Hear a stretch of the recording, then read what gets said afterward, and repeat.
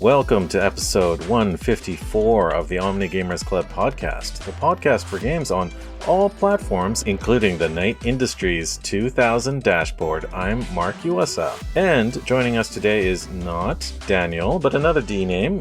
We are welcoming back Denis Ryan. Welcome to the show, Denis. How are you doing? I'm very well. Old faithful, I think, at this point.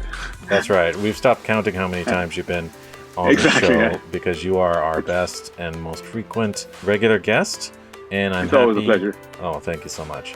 I'm so happy you agreed to fill in while Daniel's away. It's been great, yeah. Awesome. So we haven't talked to you in a little bit, so we're going to do probably a little catch up. Yeah. But before that, I'm going to share just one little bit of news. We promise no bummers, but you know, the news gives us what it gives us.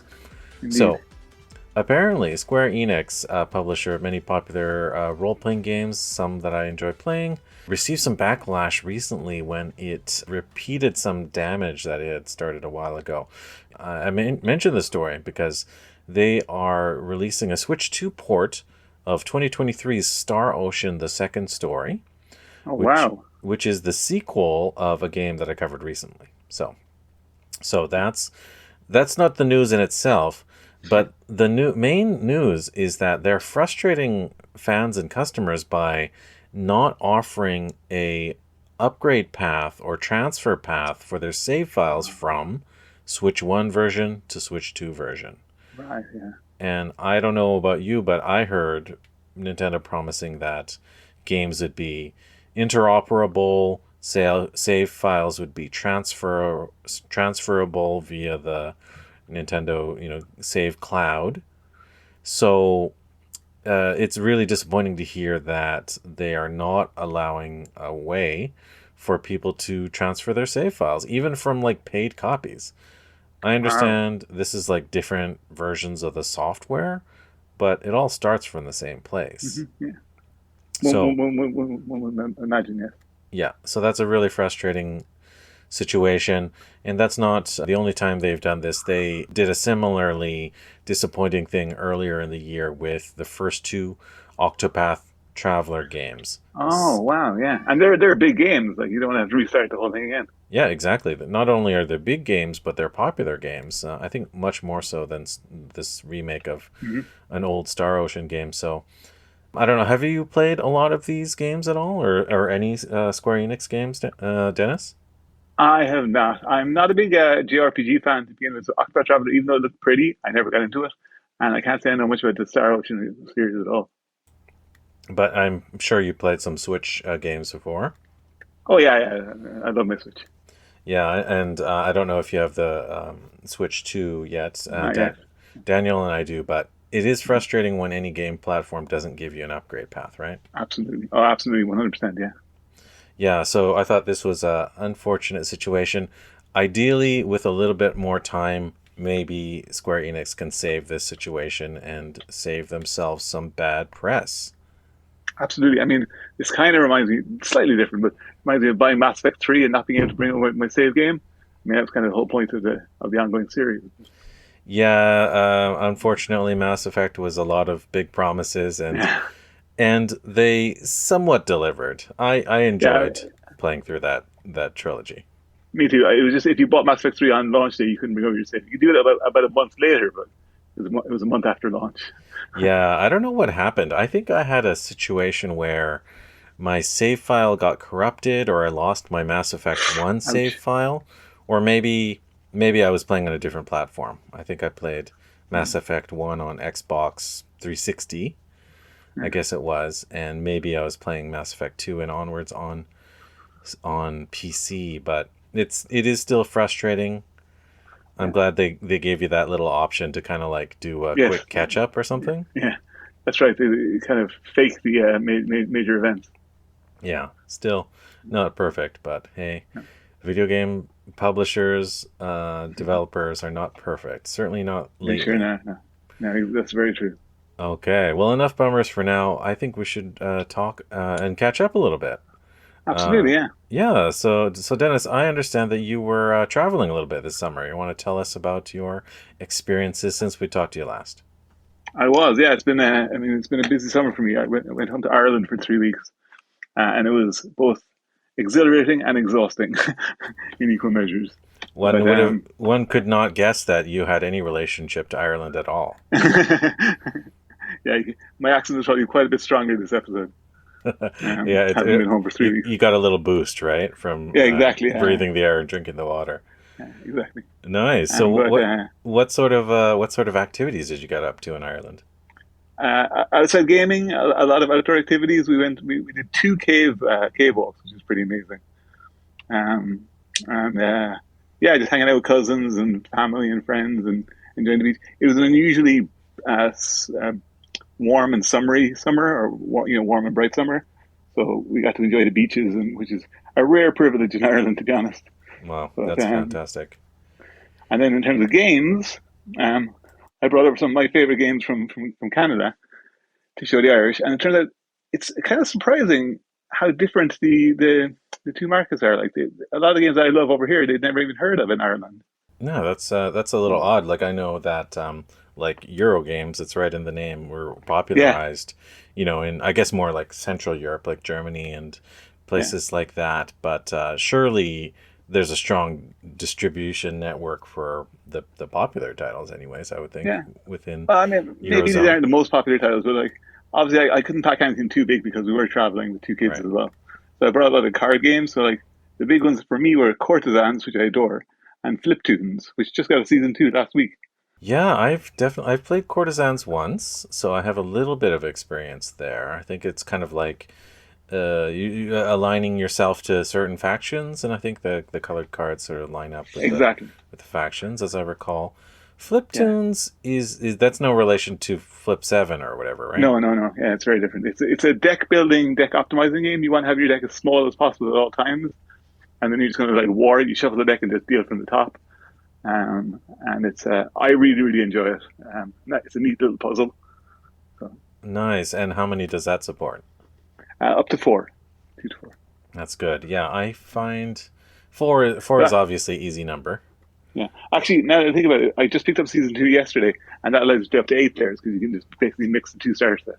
Oh wow! So there's like 2 kind of like it's like is it a standalone or is it an expansion? Yes, it's both. You can use it as expansion cards, or you can play season 2 all by itself. Ah, that is cool. So it comes with a new unique set of 4 starter hands as well. They're different from the season 1. Oh, nice. That's cool. It's doing a Dominion intrigue. Exactly. Yeah. Exactly. That's awesome. Yeah, I could certainly use some new, lighter, smaller card games to bring to my neighbor's game group when we're not able to run a TTRPG. It's nice to have some fallback games. Actually, exactly. I have a tabletop game I can talk about for the first time in a long time. So. Cool. So let's talk a little bit more about the games you played in Ireland before I mention the one that came to my mind. Yeah, Kinfire Delve. I'm really intrigued by this Kinfire series. I know that there's like a few games that are related, but I don't really know anything about them, even though I own one of them somewhere. Yeah, so the Kinfire Delve series. So the Kinfire is, I guess, the universe, and then Kinfire Delve is the card game cooperative battling version of that. It comes in small packets, so they're like you get 2 heroes and a villain in each pack, and there's 3 different colors. There's purple, blue, and green. And then once you have 2 of them, you can mix. You can take a hero from one and a hero from the other versus a villain from a different one. So the more you have, the more fun it is. But it's basically it's not deck building. You're as strong as you're ever going to be at the start, but you're just trying to optimize your hand and optimize your cards to defeat to work through the dungeon and defeat the boss. And the kind of the cool system of Delve is that. So the boss in the middle of the table is surrounded by 4 cards, and when you defeat those cards, they can be like their minions or traps or whatever. When you defeat one, it might say Delve 4, and you just top deck those 4 before you replace it, so you'll never see those cards that game. So your first couple of games, you're always going to have new cards coming up all the time. You're never going to be sure of what could be in the dungeon. So it's pretty cool. Interesting, yeah. I am actually a fan of kind of like competitive games in a box. Yes. Obviously. Well, this is cooperative though. Yeah. Oh, okay. So this is a cooperative game. Interesting. For the players, obviously, this versus like an AI dungeon kind of thing. Right. All right. Well, I have to crack open that Kinfire game I own then and see what everyone's talking about. Do you have Delve or do you have one of the other ones? There's Council and Chronicles as well. Chronicles is a huge, big campaign game. It's not a big box. I have this like small kind of like half-size box that I have just cracked and looked at the cards, so I That's can't even probably Delve remember. then. Okay, cool. So if I play that, then I'll know what you're talking about. It's one of my favorite. It's one of my favorite cooperative games of the last couple of years. Really, really, really good. Nice. Good to know. Maybe I So can I brought that along. convince my family to play that with me. And nobody in Ireland had even heard of it. So that Wow. was a fun one to introduce. Yeah, that's a And few years old, I think. Well, it's a whole yeah, it's been around for a series, while. right? So it's been Yeah, coming out over the yeah. past few years. Obviously, when I say no one in Ireland, it was a very small select group of people. When I say no one, I'm sure many people in Ireland have heard of it, but none amongst the group that I was talking to. Got it. And I even stopped into a board game store, and they didn't recognize Fliptoons or Courtisans or Kinfire. That was kind of interesting. But then they did have an entire wall of Earthborn Rangers, which we can't even get in Canada at the moment. So that's kind of weird. Yes. I guess we still have our online global logistics and shipping challenges. Uh, Well, actually, it is probably related to that because Earthborn Rangers, in order to be environmentally friendly, they've done localized manufacturing. So I oh, guess the wow. European manufacturer is able to ship more to Ireland more than the American one for Canada. I don't know. So, Okay, yeah, I'm really quite happy with what I hear of Earthborn Rangers. I haven't played it, but neither have I. see, Can't it can't see it. sounds like they're putting their mouths, Hmm. what's the phrase goes? They're putting their They're putting their money where their mouth is. money where their mouths are, not just Yeah, talking the talk, but exactly. walking the walk. So that's really cool to hear. And I think it's kind of, I don't know. I grew up, I don't know, so talking about video games, I grew up in the old dark ages where every game didn't come out simultaneously on the same time around the Yeah, world. And you just had to kind of like wait, just see what the other side is playing. You didn't yeah. really know. So it's a little bit of mystery. I think that's kind of cool. But then often you didn't hear about it either. So, Yeah. or you heard vague rumors because we didn't have the internet as much back then, Exactly. or And at all. eventually the games would make their way over. So that was kind of cool. You didn't find any luggage space to pack a shelf full of Earthborn Rangers then? I certainly did not. No, we barely could pack what we have had bringing home as well as the two small kids as well. But we managed to bring home to not have sorry, we managed to not incur too many extra extra luggage charges. Thank goodness. Nice, nice. Well, I had traveled recently to Asia, so I certainly know how that goes. The longer trip, you end up accruing lots of stuff. You sure do. You sure do. Cool. I'm going to quickly interject the game that recently came to memory. I thought I wasn't playing a lot of tabletop games, but I just happened to play one this past week.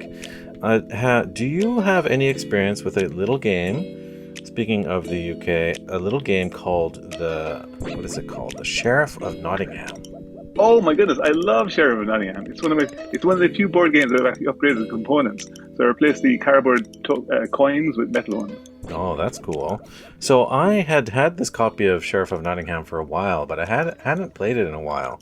And then like I said, my neighbor TTRPG group didn't have enough people to run, and I pulled that out, and I was like very hastily trying to reread the rules because I had forgotten, of course. But I do remember this game is I guess like a bit of a social deduction game. A bit. It's a bluffing game, honestly. Exactly, yeah. It's a bluffing game. So every round, you're all playing merchants, but every turn, one player assumes the role of the sheriff.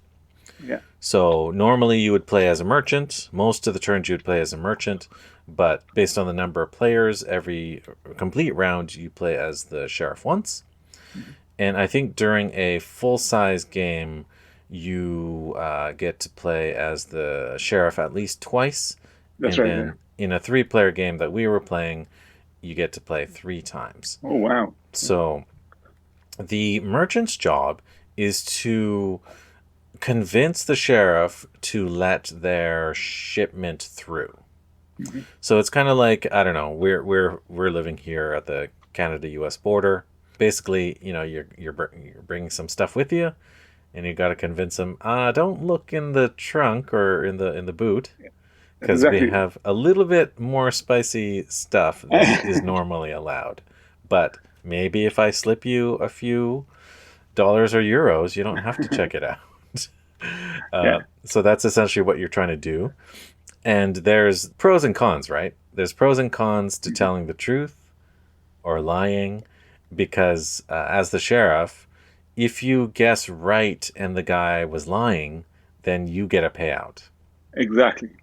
And if they were telling the truth and you forced the matter and inspected their pouch, because we haven't mentioned the pouch yet, the cool snap close pouch. You put basically like between 1 and 5 cards, and you have to say exactly the right number of cards.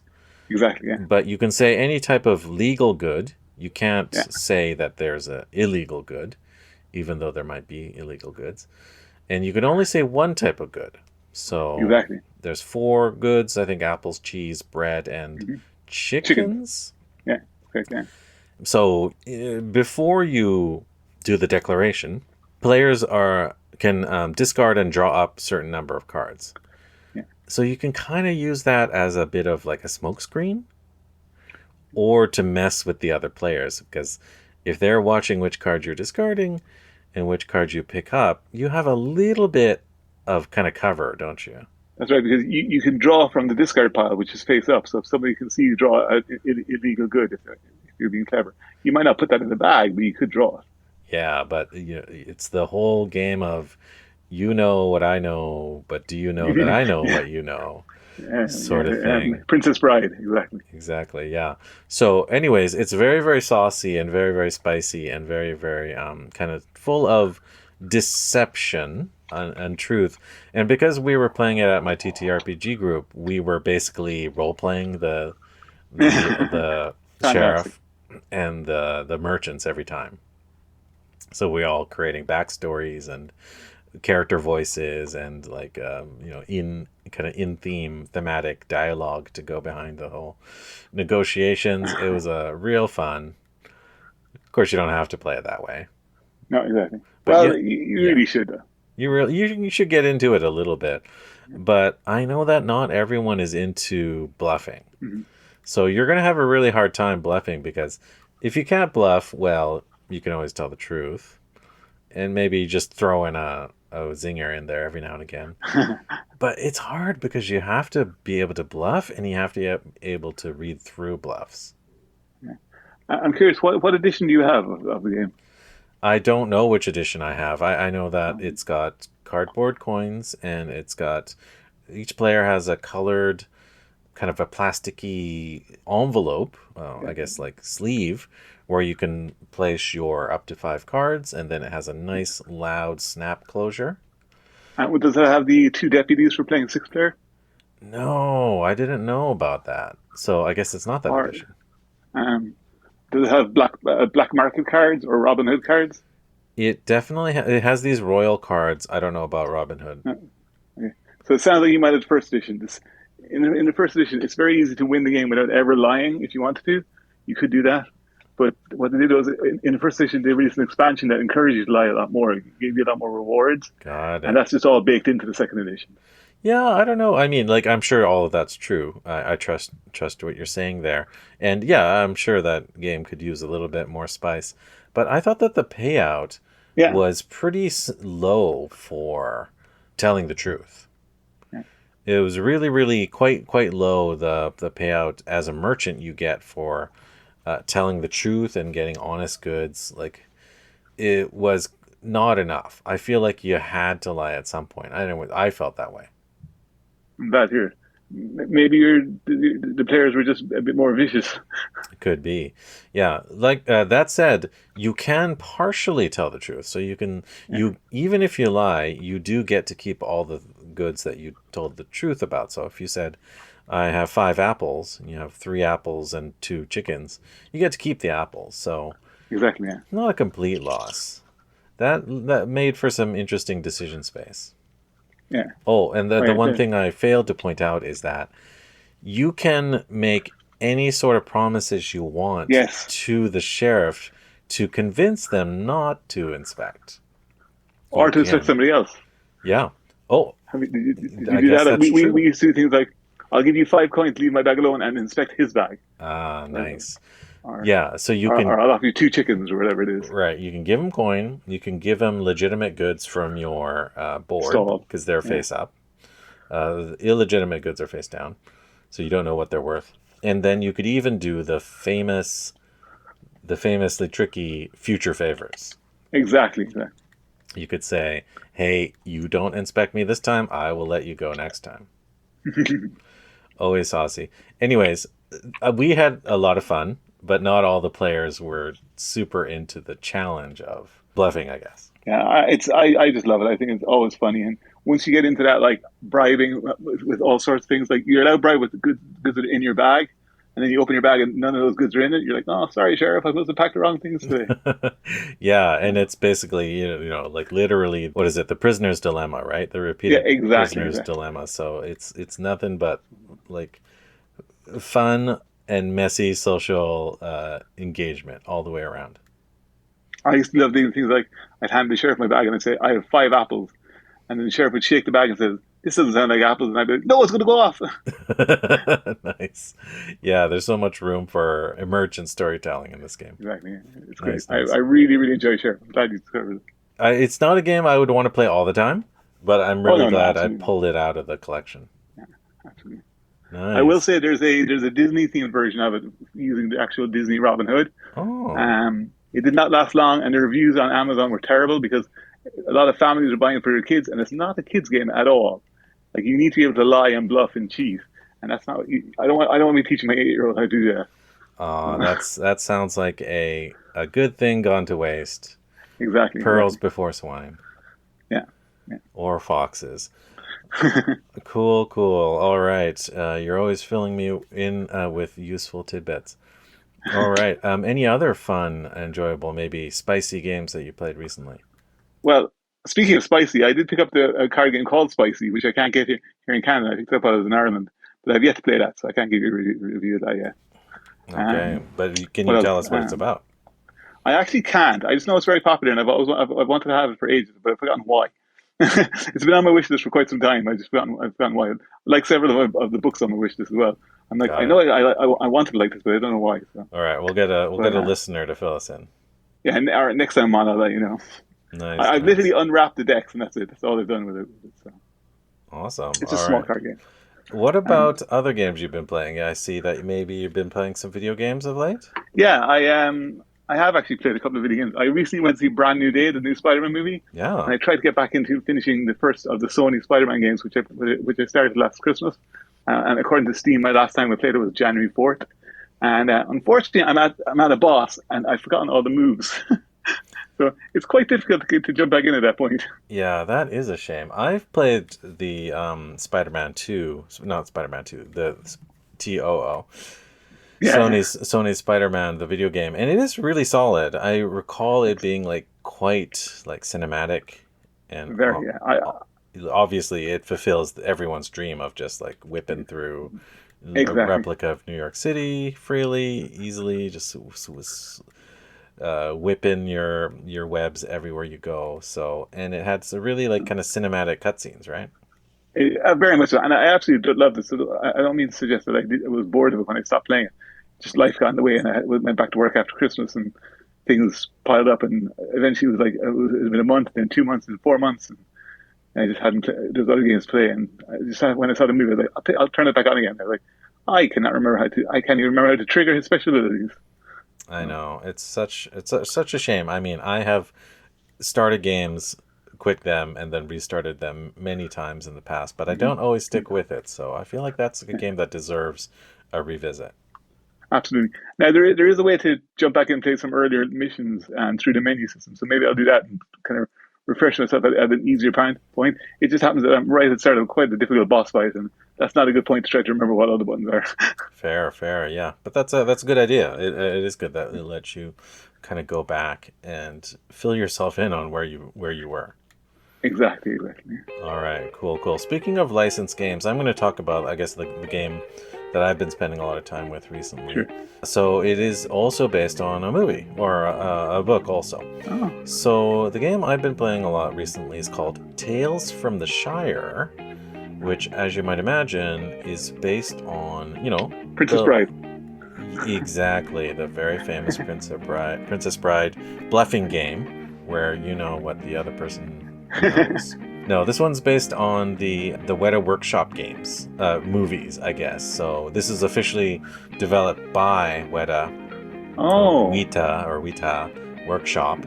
So it is obviously based on the movies that they produced, the Lord of the Rings trilogy, and the Hobbit trilogy. So it's based specifically on the movies, not the books or anything else. It's specifically the movie version. It's straight up from Weta, so it has very much that look. Although it also has a unique kind of like storybook look to it as well. So yeah, it's a video game. It's on a bunch of stuff: Switch, PlayStation 5, Windows, and Xbox. But I played it on Switch Lite, and this is a fairly new game. It's from 2025. So this game has an interesting premise, and I think, kind of like a banger of a premise, honestly. It's basically a cozy game, cozy farming, essentially life sim in a Hobbit village. So anyone who knows the books, anyone who's seen the films knows that the Hobbits are very much the definition of cozy. Yeah. They take relaxing, they take kind of dining and pleasure and taking things slow to extremes. Exactly. That's all they live for. And so this game pretty much fits that to a T. From what I played, it's kind of like, the other farming games like Harvest Moon or Stardew Valley, of course. Okay. Where there's like a kind of a season schedule. So there's a daily loop. So you wake up in the morning, it's a new day. You have a fixed amount of time to tend to the farm fields. There's no animal husbandry that I've seen yet, but you can forage for herbs and fruits and things like that. You can go to the local pond and fish some fish up, and then you can take your goods to the little market square and sell your goods and the typical things like that. Are you a fan of the farming games, the sim games like this, Dennis? I can't say I am. No, I haven't really played very many of them. My kids love Stardew Valley, but they've never played more than a couple of days worth of gameplay. They've never got anywhere near even getting into the story, I think. So. Oh, interesting. So it hasn't really hooked anyone in your family, hey? No, not really. No. Yeah, they are very popular, though. I feel like cozy games have kind of like skyrocketed over the last 10 years. Huh. I mean, I took I mentioned this on the show before, but I took my eldest to in concert of the Stardew Valley soundtrack at Queen Elizabeth Theatre here in Vancouver. And cool. It was pretty much like packed to the rafters. Wow. With sorry, it wasn't at the Queen Elizabeth. It was at the Orpheum. Right. But it was basically packed to the every seat full of intense fans of this game. So there's lots out there. Anyways, it shouldn't be too surprising. Stardew is a massive game. No. But this one, really fits that model. It should fit that model to a T because it's all about cozy, kind of baked into it. The funny thing about me, though, is like I am not nearly as much of a fan of Lord of the Rings or The Hobbit as Daniel is. I don't know how much of a Lord of the Rings Tolkien fan you are, Dennis. I would definitely be on your side, if not even further away. I'm not a Lord of the Rings fan at all. Right, you're more of a I didn't even enjoy the movies. Yeah, you're more of a Marvel and kind of sci-fi fan. Am I guessing correctly? Very much so. Yeah. So it was a little bit of a harder sell for me. I knew it was a relatively new game, so I thought it was my duty to try it out. So I feel like, I don't know, I'm going to kind of get skewered for this, but I feel like the Hobbits are the least interesting thing about those movies. Yes, I don't think that's... Okay, fair enough. I wouldn't consider that controversial, but yeah, go on. Yeah, I read The Hobbit in audiobook form fairly recently. I got through it, and it was a real slog. Like, I found it quite annoying and uninteresting. I kind of like hate the Hobbits. Oh, wow. I don't hate them. Careful. I don't hate them, but I kind of dislike their kind of waffling indecisiveness and kind of unseriousness. It just seems kind of like out of place in a more serious fantasy, darker fantasy. And yeah, given that the Dark Lord is just over the hill, like. Right. It just seems like a whole lot of shenanigans that is just aimed at making little kids laugh, Yeah. which is probably exactly right and probably exactly as it should be, especially in The Hobbit, because it's more of a kid's book. It was written for Tolkien's kids, right? Absolutely, yeah, I believe so. Yeah, so I won't criticize that, but I think they're a strange, a little bit discordant element within the Lord of the Rings series. Definitely the kind of less interesting, less for me part of the game. So all of that spending time with hobbits was not really something I was looking forward to. So I thought I would give it a try. So one thing that this game lets you do right from the start is, of course, customize your own hobbit. You can only make a hobbit. You can't make a dwarf or anything like that. Yeah. But you get a character generator tool. And one thing it let you do, which I thought was quite cool, is that it let you make dark-skinned hobbits. Which nice. I know that the Lord of the Rings trilogy didn't have like one dark-skinned person in it that wasn't an orc. And did this come up again recently with the upcoming what's his name? The guy who played Gollum, Andy Serkis. He's doing, and he said, apparently there's no black actors in it at all because there wasn't in Lord of the Rings, and you're like, not okay. Yeah, I don't know. Yeah. I think it's a little bit of like white master race action happening here. Let's all live in a fantasy. Let's live in a fantasy land where all the dark people are evil and they're out to kill you. I mean, pretty standard 20th century fare, let's just say. Yeah. Anyways, this game lets you play as a dark-skinned hobbit, which certainly caught my interest, and it actually has like all sorts of different like hues and appearances of hobbits within the kind of the Hobbit framework. They all could sort of end up looking like little cheruby, pudgy, cutesy characters, but at least they went to that effort. And like you can also only act in a certain way. Like there's like these attitudes and vocal presentation and basically like you can choose your flavor. Essentially you can be any flavor from Grumpy the dwarf to silly the dwarf, essentially. Does it do voice acting or does it just do the I don't think there's any voice acting, none that I heard. I should also repeat the fact that I played this on Switch Lite. I also tried it out on Switch 2 just to see if it made any difference. I wasn't playing the Switch 2 edition, by the way. Just the regular old Switch 1 edition from the library. And this game looks terrible. It looks like it looks really rough. It looks like a 30-year-old game. And I don't think that's because of I don't think that's Weta Workshop's fault. I think it's just the limitations of trying to run on this ancient hardware. Mm-hmm. So that wasn't pleasant, and it might be an entirely different experience on PlayStation 5 or PC, for instance. But that aside, they're making an effort, and it does run, fairly smoothly, without too crazy load times or anything like that. Yeah, so like I said, you can basically be, a grumpy hobbit, or you can be a sweet hobbit, a kind hobbit, whatever. But not really too many things beyond that. A couple things that were new or unique, I thought, were... one thing is just a really interesting UI choice. So a lot of games like, World of Warcraft or even like Tony Hawk will like have like missions or goals or something, and they'll drop in this massive like 3D arrow or something hanging in the air. And it says, you got to go here to talk to the guy, or you got to go here to finish the mission, right? This game does something that's a little bit more naturalistic, quote unquote.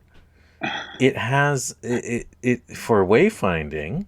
If you choose like, I want to talk to this named character in my village, it'll from the overview map, it'll give you like these little arrows. But once you drop out of the map, you don't see any UI except for these little bluebirds. So when you're walking along a path, you see, like these fence posts, or you see these archways or these bridges or whatever. And every few steps that you take, a lovely, helpful bluebird lands and points its beak in the direction that you should be heading. Oh, nice. So I thought that was a pretty clever choice. And I would say it's naturalistic, but it's not really. It basically feels like very, very conspicuous. Like you kind of feel like Cinderella. It's very Disney. Yeah, exactly. I was going to say it's very Disney movie naturalistic. So in that sense, it kind of captures that like storybook flair, right? Like this does feel like it's got that magical realism where in this world you are a lovely little person, lovely little guy, and he has magical helpers and finds his way or her way to have a lovely little tea date with another villager. So it's a little bit, I don't know, it's a little bit annoying at times because sometimes the birds don't show up until like 2 steps before a direction. So you're heading to an intersection and you kind of have to be like right in there before the bird lands. Anyways, it's not perfect, but I think it's a nice effort.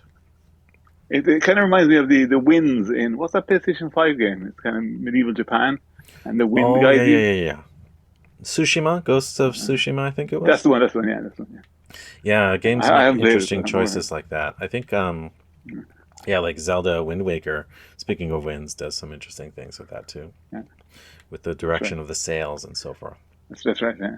Cool. Okay, another interesting thing this game does, and probably the most satisfying gameplay mechanism, is you kind of might be asking yourself, well, what do you actually do in this game? Like, if it's a cozy game, what's the purpose? You do get given missions, like find this like book that this person left, or try and sell this thing that the antique seller wants to get sold or something. So you deliver this wheat to this like irate customer or something like that. There is drama within this little town. No, by the way, this little town is kind of like a fake or not. It's not the Shire, despite the title. Okay. It's a little town called Bywater, which is like pretty much like a low rent Shire from the 50s. But it starts off small, and it seems like you can expand the area that you can explore through completing missions, which is good. So nice effort there. But the most interesting mechanism this game does is that it involves these kind of, I guess, dinner parties, you could say. Oh, okay. I would call it like a gathering system. So every day you can go to your little writing desk, a la Bilbo Baggins, and you can write a letter to some of the named characters within your village. Oh. And starting off, you can invite them to your home, which just has enough room for 2 guests around your dining table. And then eventually you will find like other venues. Like you might find this like little grove, or you might find this like kind of like cliff overlook or something like that. Wow. And there's like a little wooden stump there where you can sit around with your hobbit friends and have a little picnic. And you just have to write the letter one day in advance and then choose your guests. So it might be 2, it might be 4, depending on the venue. And of course you want to up your social links with these characters. Yes. So some of the characters might start off at level 1, and you want to up them so that you can romance them, or you can get better deals from the vendor. Anyways, you want to improve your connections with all the characters. So each character has a range of flavor profiles that they like. So this character generally likes spicy things, this one likes sweet, etc. And nice. Then each character also has like a favorite dish, and I think they have like 3 or 4 favorite dishes. So you get to learn those over time as you have these dinner dates, these tea parties, whatever. And thankfully, while you do have to schedule them in advance, you can do them at any time of the day. You don't have to like define a time. You don't have to say breakfast tomorrow or dinner tomorrow or second breakfast tomorrow. It's a more theme appropriate example. if you have the dishes ready to go, you can ring this bell and you can have the gathering right away, first thing in the morning. Nice. Which I found was a great way to just kind of get it out of the way. Yeah. And then you have the full day to do your other chores. So that was a cool mechanism because it's kind of like this positive feedback cycle. So you make the dishes, you feed them, you want to give them something that they like, and depending on how well you execute that, they will give you these rewards. Like they will give you, I don't know, if they're the wheat vendor, then they'll give you some free wheat, or if they'll give you some foraged goods, or they'll give you some furniture. But most likely, each character will also give you a new recipe, which expands the profile of what recipes you can offer to the guests, and then it's all this kind of virtuous cycle. So that part of the game was actually pretty satisfying, and the cooking mini game is not the wildest system, but it's like pretty solid, like cool. Effective anyways. Yeah. So that part of it was actually fairly addictive after the first, I don't know, 10 in-game days or something like that. Wow. Each season. And did you find were you having dinner every day? Yeah, pretty much. Like once I started getting good at cooking, like it's kind of like a waste to not have a dinner party. Yeah. Okay. So since each season is limited to 12 or so days, and there's like each opportunity that's the primary way you're going to build your relationship with those characters. Cool. Yeah, aside from doing missions for them, that's a great way to build up your social links. So it's a smart system, if not innovative. And if you like games that let you do cooking, and then I think you'll enjoy this. Are the things they like, is that baked into the character regardless of the gameplay, or does it randomize it between games? Yeah, I think because could you just look up this character likes these recipes? And interestingly enough, I think the menu says this is what they enjoy lately. So it will, and it won't tell you what they are beforehand. A cool thing that you do, like I said, you have to write a letter to your guests, is we'll write them a letter, and then sometime between now and the next day, it always happens the next day, you will receive a letter back in the mail. And it will say, "Why, thank you for inviting me. I sure hope that there'll be a sweet tasting dish on the offer." Oh, nice. So they'll give you a little hint. So you scan your mail inbox, and you can see, okay, I have 4 guests, so I better have a sweet, salty, sour, and bitter dish. And so long as you have that, you're most of the way there to satisfying them. And as you offer them more, if you invite them more often, then they will say, "Oh, they definitely like this dish. Now this is definitely one of their favorites." Nice. So yeah, cool. I thought it was a rewarding kind of loop, and probably the most fun aspect of this game. Unfortunately, this game has received like kind of mixed reviews from the critics, games journalists, and Metacritic.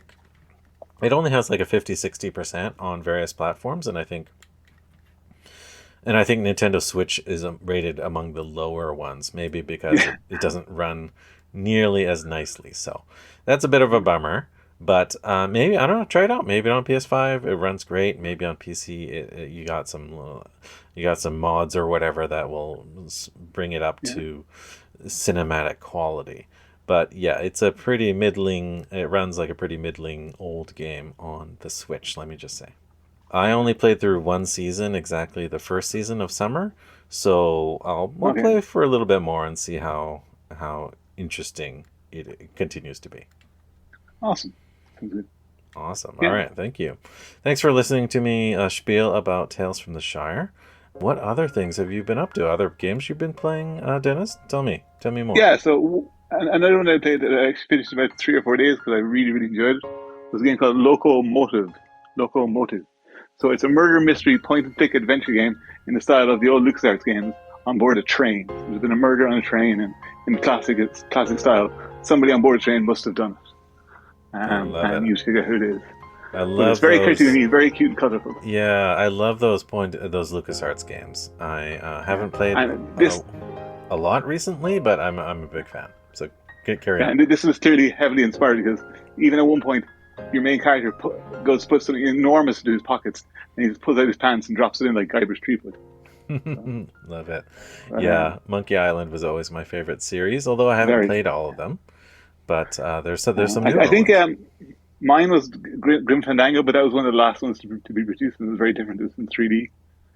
Yeah, for sure. Great soundtrack, as I recall. Oh my God, yes. Yeah, it was a cool, kind of like a legendary game, really, in that point-and-click graphical adventure phase. One that I sadly haven't beaten, despite having owned on a couple of different platforms. Oh, I actually have my first time playing it. It glitched out toward the end, and Manny, the main character, floated up out of the screen, disappeared, and then the game auto saved, and I could never continue on from that point. So it took me years. It was about 10 or 15 years later that I went back and actually played through the whole thing again, and that actually finished it.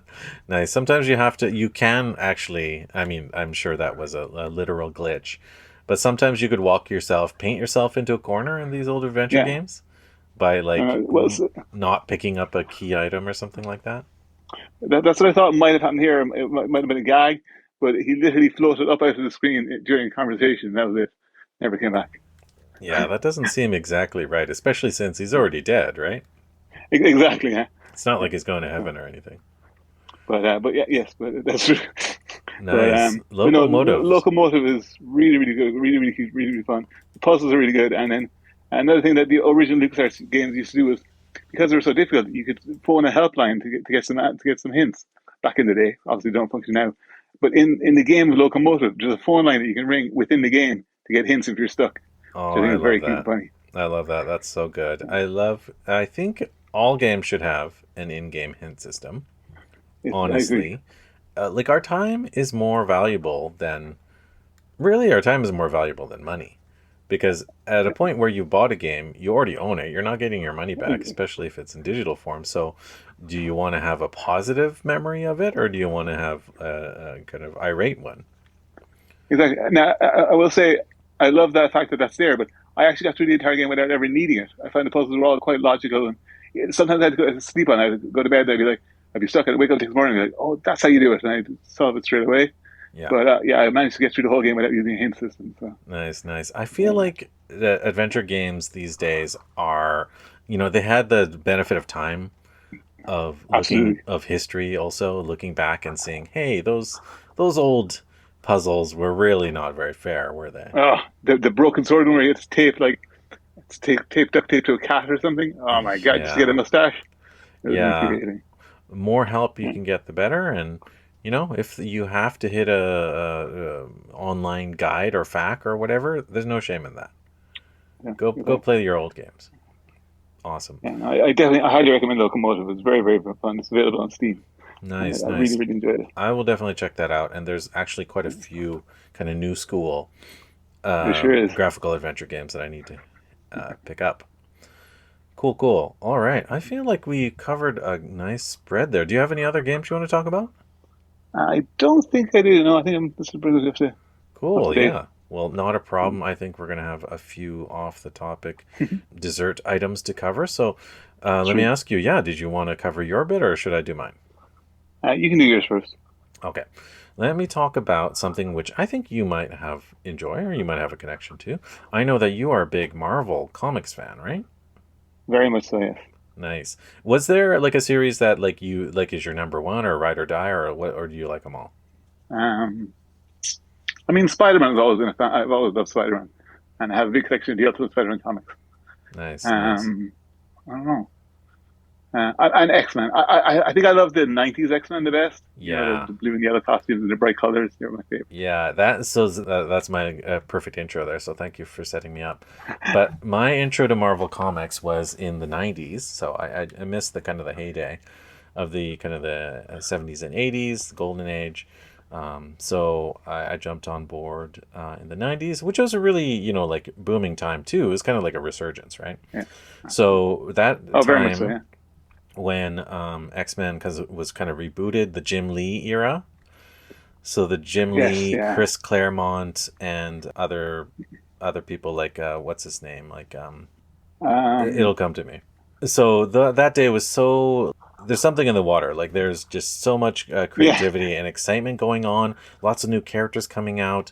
Popular characters like Deadpool were new. Aside from Marvel, there's the characters like Spawn that were kind of rejuvenating interest in comics, and then Image Comics was kind of starting off at that time. People like That's right. Yeah. leaving DC and Marvel to start something new to various degrees of success. And then kind of like older series were getting kind of rebooted and expanded. So there was like X-Men, there was New Mutants, there was X-Force, Yeah. and other X Factor. X-Factor, other series like that. Last X. X-Men was kind of huge. So really, really fun time. Cable was a really popular character at that time. Yeah. So, anyways, Lots of pouches and belts. absolutely, exactly. Liefeld, that is his name, Rob Liefeld. Rob Liefeld. Yeah. Yeah, who's the creator of Deadpool, so he says, and is the guy with the pouches. Sure. For better or for worse, can't draw feet though. Anyways, or women. Yeah, exactly. I can't draw realistic women. So I got into X-Men and comics in general then. Kind of got out of it after a while. But I've always been like a manga fan, on and off. Various genres and subgenres within manga as well. It's as diverse as Western comics, certainly. So when I heard about this series, I was definitely intrigued. So the series in question is Ultimate X-Men by Peach Momoko, I think is the creator behind it. And this series, or like mini-series, I think ran in 2024. So it's a relatively recent creation. And I don't know if it's still continuing, but I'm reading it in kind of trade paperback form. So I've read the first 4 volumes of it. And the premise of it is kind of like, I think it's part of like a spin-off series where it's kind of like alternate histories. Yes. And it's basically kind of like a retelling of the X-Men story from a Japanese perspective, or a manga creator's perspective. So that's who Peach Momoko is. Writer and illustrator, Japanese artist. And it is, it does have like Western, publisher support, of course. Yes. I recognize Peach Momoko's name from the cards they did for Marvel Snap. Yes, for sure. They have lots of variant covers from a range of artists that I recognize from Marvel Snap as well, in the back of the trade paperbacks that I've seen. Yeah. So, like I said, this is sort of a retelling. So, if you were kind of expecting like literal kind of plot lines and direct lore from the existing series that you're familiar with, kind of like that's not going to happen. This is like kind of like starting from scratch. So, there's an original character, and her name is called, ultimately, her name is called Armor. She is a brand new character. Oh, yeah, I do know Armor. Yeah, she's a brand new character created by Peach Momoko for this series. I did not realize that. Yeah, and her basically concept is that she has a kind of this charm on her, given to her by her childhood friend who I think committed suicide. And this is a traditional Japanese charm called a omamori. And it kind of wraps her up in this like powerful kind of force, which is kind of like literally armor, or kind of fantastical armor, but also she can like bust people's faces also with big strong punches also. But this best offense is good defense. There you go. But this character is very troubled. Like I said, her friend committed suicide. She has seems like depression in her life, and kind of is uncertain. Like there's a lot of rumors in her personal life of she didn't treat that boy very well who gave her the charm, and wasn't a good friend, and maybe that's why he committed suicide. So already kind of darker topics right here. But she's not the only original character, and she's not the only familiar face either. So she has a good friend who sort of becomes Storm, or becomes a version of Storm. The character's name eventually is called May Storm. And she seems a little bit different than the Aurora Monroe Storm that we're all familiar with. First of all, she's not a black lady from Africa. She also, like, her powers are not exactly the same either. It's like she integrates kind of like more environmental things like cherry blossoms and things like that. A little bit more Japanese aspect that way.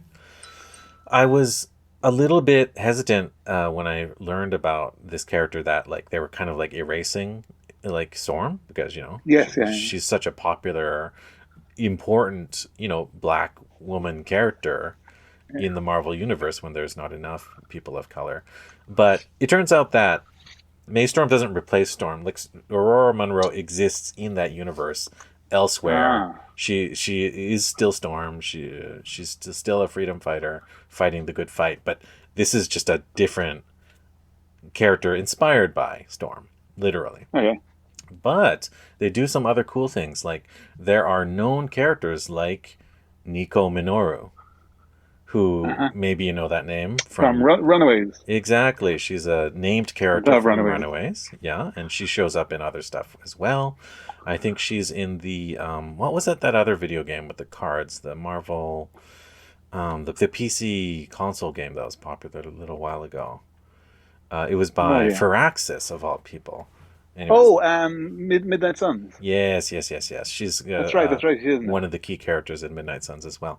So Nico She's also in Minoru. she's Peter Parker's friend in the recent Disney Plus Spider-Man cartoon series. Oh, nice. Yeah, so she's a known character. So she exists here, but she's not a Japanese American person, as in she is in Runaway. She's a Yeah. Japanese girl. So it's cool how they kind of like repositioned her as a like a Yeah. known Japanese heritage person. And there's other characters as well. Like there's a version of Psylocke. There is a version of Cyclops, except she's a young girl. There's another character called Mori who I think might be, I don't know, one of the X. She's got the regenerating health Oh, that okay, cool. Wolverine and X-23 and other characters have. So there are kind of like nods to the existing X-Men universe, which I thought was quite cool. Beyond that, the story goes to some darker places as well. There's like a cult, a dark kind of mysterious cult in place that's seems to feature but not limited to mutants. The cult is called the Children of the Atom, which of course makes a lot of Oh, sense. okay, cool. I like that. That's Yeah, nice. but there's like it's not that they're bad. It's just that there's a bad person like leading them and kind of pointing them in the wrong directions and doing kind Hmm. of like not so nice things. Sounds So familiar. yeah, so the story kind of goes to some interesting places, some dark places. There's like some darker topics I mentioned before, potentially bullying, suicide, child abandonment, and neglect. Maybe a little bit of stalking throwing in there, and this concept called compensation dating, which is kind of like this like underage kind of prostitution, which is not really like sex Oh related, wow, but it's like young underage, usually girls, hanging out with older dudes for money.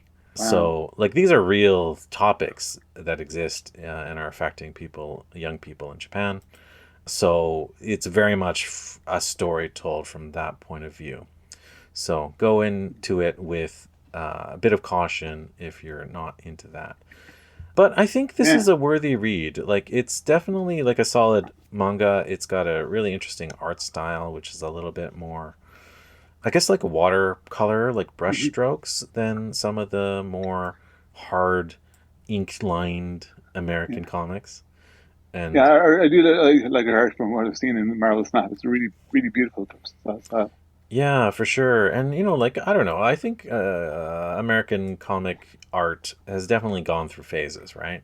Absolutely. Definitely when we were in the 90s and things like digital coloring was a Mhm. really new phenomenon. And I think that's been done well and not so well at times. Yeah. So this is a refreshing kind of twist off of that because it seems like very like hand drawn once again, a very handmade with that watercoloring to it and the very kind of like simple pencil lines. So ultimately, I'll say this: it is recommended. I recommend it. I'm not done this series yet, but I'm enjoying what I'm reading. But if you want like a very traditional retelling or telling of the kind of tried and true storylines you're familiar with, then don't look for this. It's definitely like Yeah. a side story. and you kind of, it will appeal more to fans of manga, people that already like manga or like manga and X-Men, like I do. Awesome. So consider it with those things in mind. I'm enjoying it quite a bit. Awesome, glad to hear. Yeah, so that's Ultimate X-Men by Peach Momoko. And I read it, like I said, in trade paperback form, courtesy of the Vancouver Public Library. Nice. All right, Dennis, I think you should tell us a little bit about what is the Knight Industries 2000 or dashboard. Tell us a little bit more about that. Yes. In fact, today I got to see it in person. Today I was at the Port Coquitlam Vintage Car Show, and not just vintage cars, but they actually had some movie cars as well. And they had a Knight Rider Pontiac, which is gorgeous. It was all done up. And of course, Knight Rider is the Knight Industries 2000, the kit. Yes, the kit car. Oh man, I totally. I'm hearing the theme song for the Knight Rider. Of course, the famous David Hasselhoff show. I guess you could call it a drama. It's like really ridiculous what shows they made in the 80s about David Hasselhoff and a talking car, and they fight crime together. So Kit was gorgeous, and it had all the buttons and the control panels on the inside. It looked really amazing. But I think personally, the highlight for me was seeing the 18 van and getting to sit in it, which was pretty amazing. Oh man, you're making me so jealous. Oh, those are like definitely highlights. So did you see a Batmobile at all? No Batmobile. There was what else was there? There was the Fall Guy truck. I don't know if you remember the Fall Guy.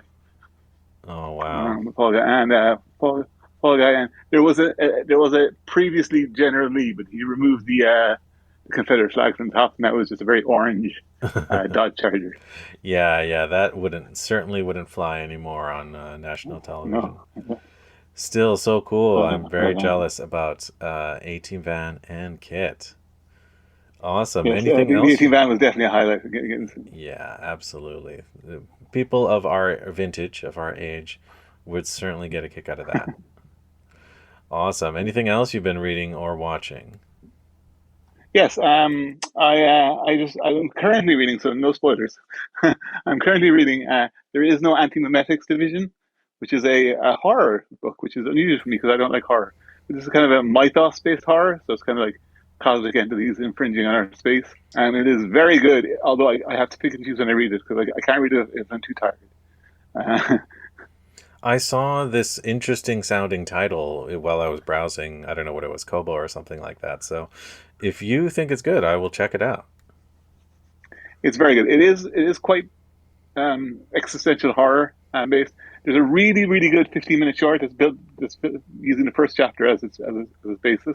That I watched a while ago. It's the same title as the book, but it's only 15 minutes and it's really, really enjoyable.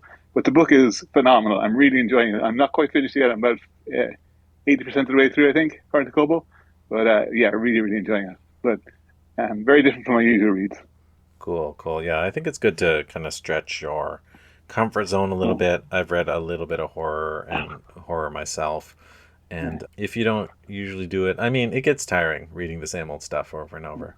That's true. I think I was expecting to be more sci-fi, and it's definitely more horror attuned. So nice. It sounds like it's a worthy read. Very cool. Awesome. Got anything else for us? And then as well as the book, I started watching again. I'm not finished, so no spoilers. I started watching a show on Apple TV called Pluribus, which is again I expect to be more sci-fi, but the first episode has some horror elements, and I was trying to watch it on the plane while we were flying home from Ireland. My daughter kept glancing across at it, so I decided to turn it off and watch it when I got back to the house. But I've watched the first 4 episodes now, and definitely the first episode is the only one that has any kind of visual horror adjacent elements. They're not really horror elements, but they're just a bit scary to watch. The rest of it, from episode 2 on, it's much more calmer and just a really good story. But it's without spoiling too much, it's a kind of a reverse zombie movie. Okay, sorry to butt in there. So Dennis had a technical issue, so he had to step away there. But he promises to me that he got most everything he wanted to share. So I really want to say thank you to Dennis for stepping in while Daniel was away. And it was really nice to catch up and hear about what you've been up to and get your unique perspective on games and world travel and some Marvel comics too, and some traditional small screen car related history. Very, very appreciative there. Okay, so I don't usually do this outro on my own, so I'm just going to roll into it. So, we're the Omni Gamers Club podcast. We love putting out episodes for you and would love to hear your feedback. So please send us emails. You can reach out to us at omnigamersclub@gmail.com. Yes, that's our email. You can reach our website at omnigamers.club, I believe it is. And of course, you can catch our episodes on a podcatcher of your choosing, and we still upload episodes, audio episodes, to YouTube as well. So do check us out there, like and subscribe, and like I said, leave feedback and comments. And please absolutely share our show with a friend who might enjoy it. Word of mouth is really what gets us out there, and we really appreciate it so much. So, speaking of appreciation, I'll give my thanks again to Denis Ryan, whose handle on most social media is Quaidrayn, so QUAIDRAYN, and they're around, especially in the local Vancouver board game scene. They're a big, important part of local events like TCTC, so Terminal City Tabletop Convention. So, once again, I want to thank Denis Ryan for making this episode happen. And for myself, Dennis, Daniel, I'll say thanks for joining, and have a balanced diet of games. Goodbye.